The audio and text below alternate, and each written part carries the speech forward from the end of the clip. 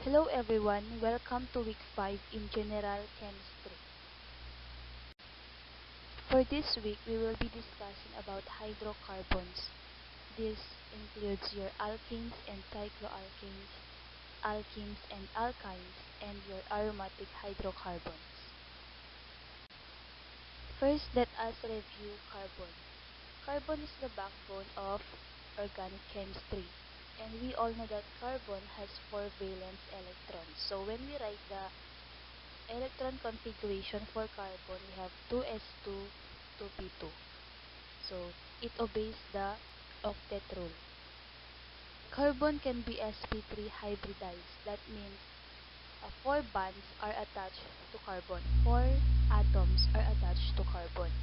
For example, we have CH4. So when we draw the structure for CH4, we have C as our central atom. Then attached to it are 4 atoms of hydrogen in single bonds. Carbon also can be sp2 hybridized. So in sp2 hybridization, 3 bonds are attached to carbon. We have 2 single bonds and 1 double bond. So when we expand the CH2 double bond CH2, it will be C double bond C, and in each carbon atom, there are 2 hydrogen attached to it in single bond. So we have 2 single bonds and 1 double bond in each carbon atom. In sp hybridization, we have 2 bonds attached to carbon, 1 single bond and 1 triple bond. So we have CH triple bond CH, C triple bond to C, and each carbon atom has 1 hydrogen atom attached to it in a single bond. So in every carbon atom, we have 1 single bond and 1 triple bond. Carbon can bond to other carbon atoms to form very extensive and more complicated molecular systems. Now let's have hydrocarbons.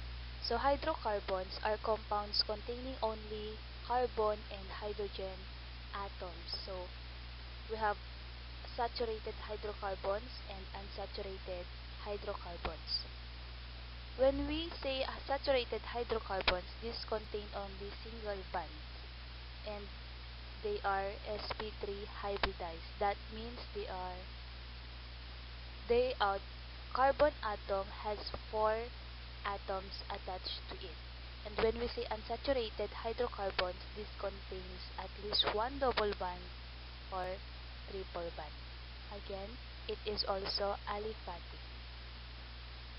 We also have aromatic hydrocarbons where these are very stable unsaturated compounds, and the common example of aromatic is the C6H6.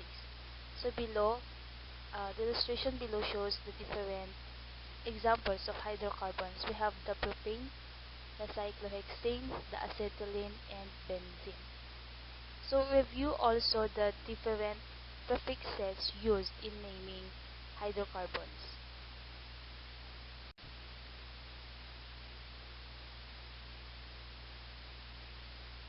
First, let us have the alkanes and cycloalkanes. So alkanes are acyclic or not cyclic saturated hydrocarbons, and the opposite of alkanes is the cycloalkanes, wherein these hydrocarbons are cyclic and saturated. The molecular formula will give us number and kind of atoms that are present in the compound, while the structural formula will show us how bonding between the different atoms attached to the central atom. For example, we have the molecular formula of methane, which is the CH4, and the structural formula wherein C is the central atom and attached to it are 4 atoms of hydrogen. So this one is a saturated hydrocarbon, and it is a sp3 hybridized.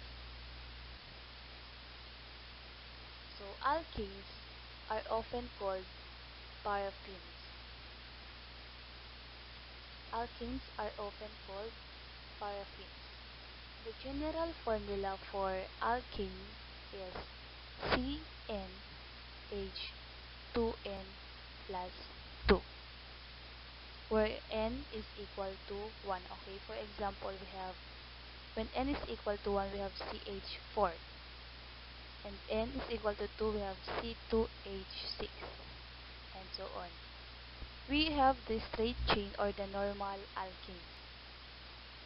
Okay, so in normal alkanes or in straight chain, carbon atoms connected to each other to form a chain of carbon atoms. Okay, so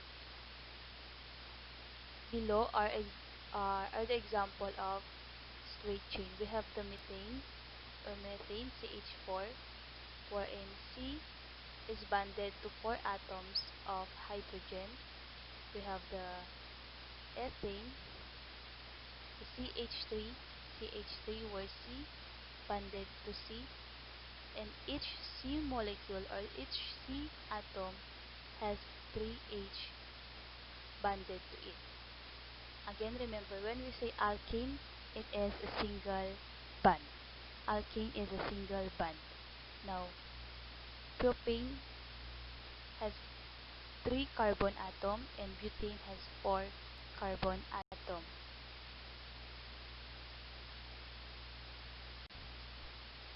We have also the alkanes in homologous series. When we say homologous series, these are series of compounds which differ by fixed number of atoms. Okay, for example, for alkanes, they differ only by the CH2 group or the functional group. The names and physical properties of the first 10 alkanes are shown in the next slide. Take note that physical properties of homologous series vary in a predictable manner. So these are the first 10 alkanes in homologous series. First, we have the methane, followed with the ethane, propane, butane, pentane, hexane, heptane, octane, nonane, and decane. So as you can observe, melting point and boiling point increase with the number of carbons or in the molar mass. For example, we have the methane. The melting point of methane is negative 182, where in methane we have only 1 carbon. Then compared to decane, we have C10H22. The melting point of decane is negative 30, which is higher than the methane because the number of carbon present in the formula affects the melting point and boiling point. Okay, so the first 10 alkanes is not soluble in water and they cannot conduct electricity.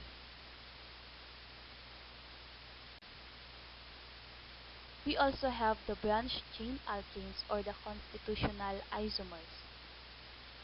The branched chain alkanes such as isobutane are hydrocarbons with carbon not always arranged in straight chain. Remember, it is not always arranged in straight chain.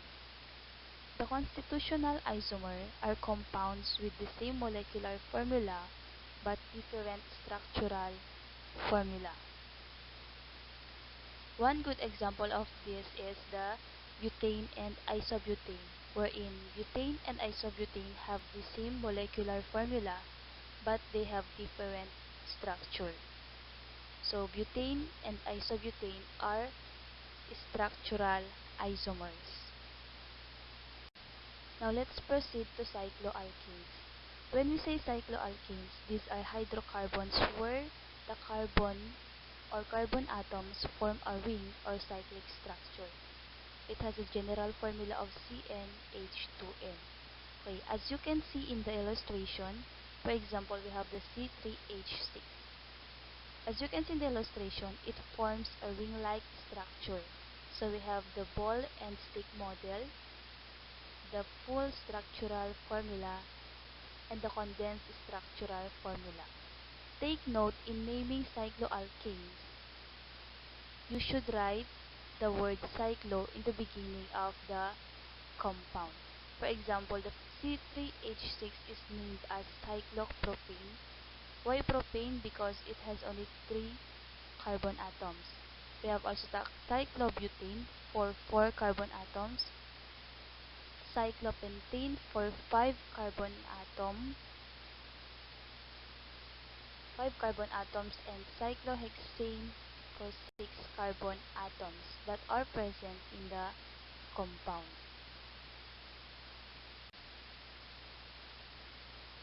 The next type of hydrocarbons, we have the alkenes and alkynes. Alkenes and alkynes are unsaturated. In alkane are saturated. Now alkenes and alkynes are unsaturated, which contains one or more double or triple bonds. These are unsaturated hydrocarbons. Double and triple bonds are more reactive than single bonds, which makes unsaturated hydrocarbons more reactive than saturated hydrocarbons. That means that alkenes and alkynes are more reactive compared to alkanes. And alkenes, which has a formula of CnH2n, are also called olefins and contain carbon-carbon double bonds. In alkene, single bond; alkene, double bond; and alkyne is triple bond. So all atoms around the double bond are in a plane. Molecules containing a double bond can have geometric isomer when there are same groups on each side of the molecule, but they are located in slightly different positions.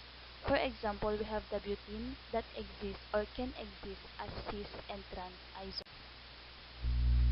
So, when we say the cis-trans isomerism, it is also known as the geometric isomerism or the configurational isomerism. It is a term used in organic chemistry, and in the context of chemistry, cis indicates that the functional groups are on the same side.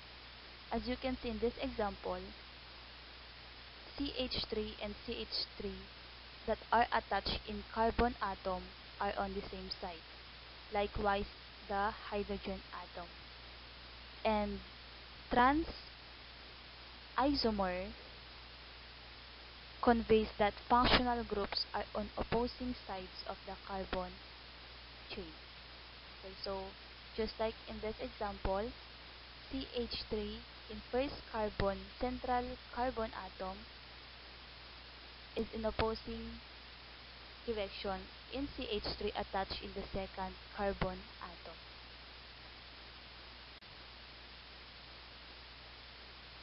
Next, we have the aromatic hydrocarbons. When we say aromatic hydrocarbons, these are also cyclic compounds containing several degrees of unsaturation. So aromatic hydrocarbons or arenes are compounds that contain a benzene ring in their structure. So when you see a benzene ring in a structure, it is automatic an aromatic hydrocarbon. So most aromatic hydrocarbons are nonpolar and are generally used as solvents for other nonpolar substances. Example is the benzene, which is a 6-carbon ring with the formula of C6H6, and it is the simplest example of aromatic hydrocarbon.